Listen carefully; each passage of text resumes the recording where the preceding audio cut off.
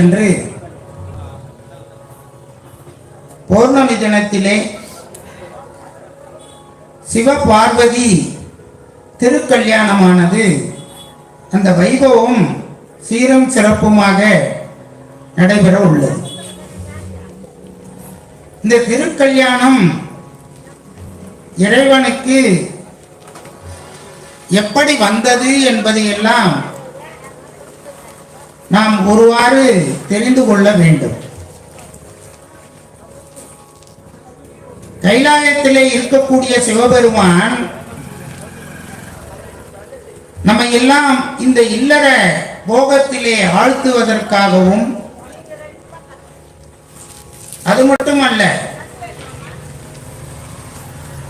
இறைவனுக்கு அந்த திருக்கல்யாண வைபவம் செய்வதனுடைய நோக்கம்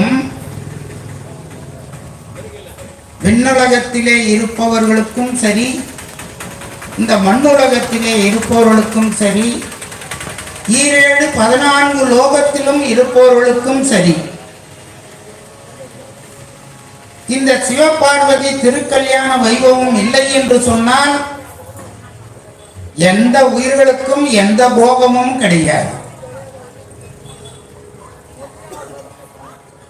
நமக்கு ஒரு போகம் தூய்க்க வேண்டும் என்று சொன்னால் அது முதலாவதாக சிவபெருமான் இடத்திலிருந்து தான் நமக்கு வர வேண்டும். அப்படி இல்லை என்றால் நமக்கு எந்த போகமும் கிடையாது.